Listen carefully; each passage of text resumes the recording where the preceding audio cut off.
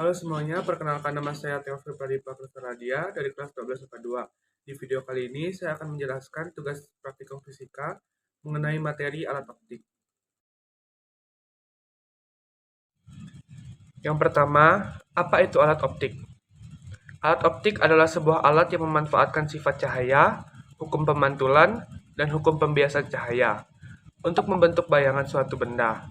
Alat optik terbagi menjadi dua, yaitu alat optik alami dan buatan mata kita. Termasuk contoh alat optik alami.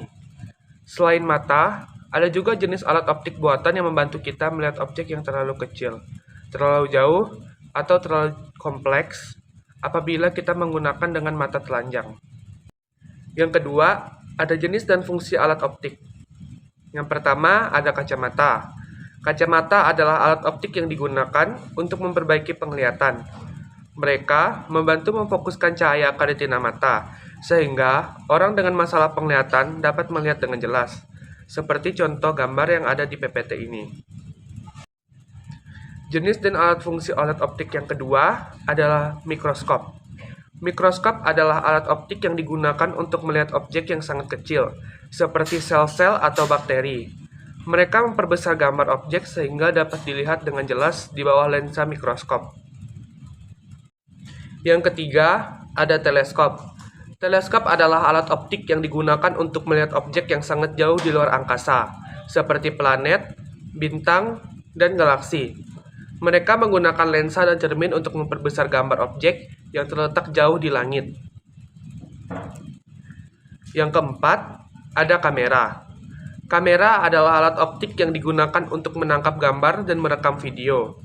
Mereka menggunakan lensa untuk menangkap cahaya dan sensor untuk mengubahnya menjadi gambar digital. Dan yang terakhir, loop atau kaca pembesar. Loop adalah alat optik yang digunakan untuk melihat objek yang kecil dengan lebih jelas. Mereka memiliki lensa khusus yang memperbesar gambar objek, sehingga dapat dilihat dengan detail.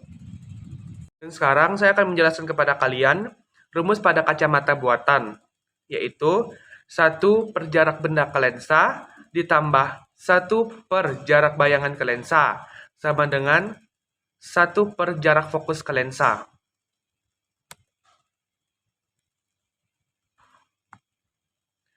Dan yang kedua, ada rumus daya lensa, yaitu P atau kekuatan atau daya lensa sama dengan 1 per jarak fokus ke lensa. Dan sekarang saya akan menjelaskan rumus loop. Rumus loop terbagi menjadi 3. Yang pertama ada perbesaran angular loop untuk mata tidak berakomodasi, yaitu M atau perbesaran angular pada mata yang berakomodasi maksimum, tidak berakomodasi, dan berakomodasi pada jarak tertentu, sama dengan SN, yaitu jarak baca yang dianggap normal dengan titik dekat mata normal bernilai 25 cm. Per F adalah jarak fokus dari loop ditambah 1. Rumus yang kedua adalah perbesaran angular loop untuk mata berakomodasi pada jarak tertentu, yaitu M atau perbesaran angular pada mata yang berakomodasi maksimum, tidak berakomodasi, dan berakomodasi pada jarak tertentu, sama dengan SN atau jarak baca yang dianggap normal dengan titik dekat mata normal bernilai 25 cm. Per F, jarak fokus dari loop. Dan selanjutnya, kita masuk ke rumus mikroskop, yaitu D atau panjang mikroskop, sama dengan S aksen OB, yaitu jarak bayangan lensa objektif ke lensa objektif, ditambah S aksen OK, yaitu jarak bayangan objektif ke lensa okuler. Dan selanjutnya, kita masuk ke keterangan rumus mikroskop sebagai alat optik. Ada M adalah perbesaran total yang dihasilkan oleh mikroskop. MOB, hasil dari perbesaran yang diperoleh dari lensa objektif. MOK, hasil perbesaran sudut yang diperoleh lensa okuler.